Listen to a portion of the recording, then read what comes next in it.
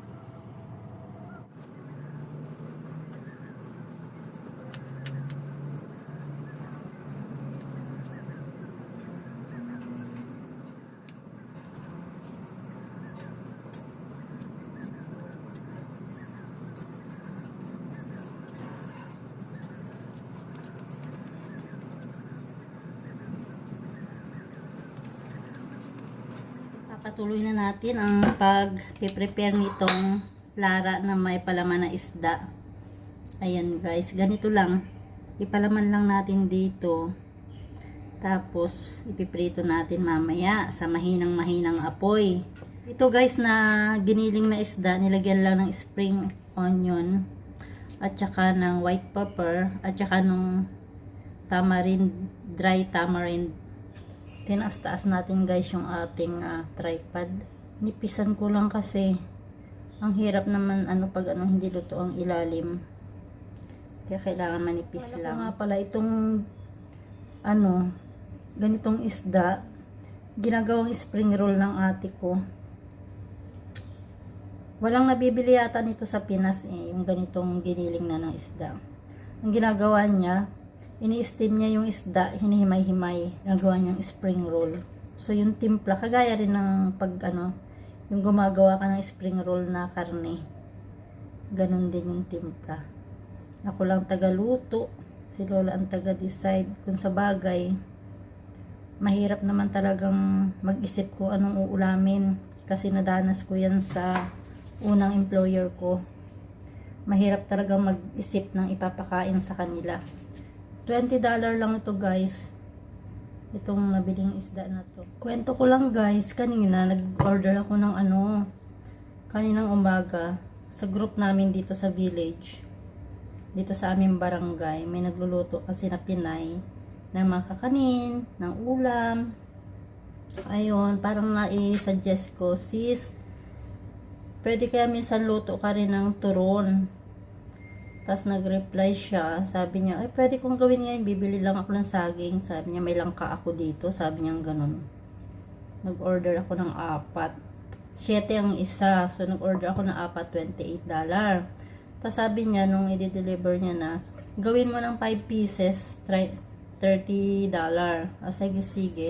Nako, ubos ko kaagad ang turon. Yung isa naman, binigay ko kay Lola na kapitbahay namin. Kasi nandun sila sa baba kanina nung kuhanin ko yung turon. Nasa baba si Lola at yung kaibigan niya. Ayaw naman ni Lola kasi nga may ubos siya. Ang sarap ng turon, may langka. Ang sarap pala nun. Tapos kanina nagsuggest din ako sa kanya na yung banana split, minatamis na saging lang. Tapos kakaskasan ng yelo, tapos gatas lang. Ang sarap nun. Ayan, natapos na tayo guys. Ayan, i-prepare na natin. Ipiprito na lang natin mamaya. Ilipat ko lang dito guys sa isang maliit na lagayan.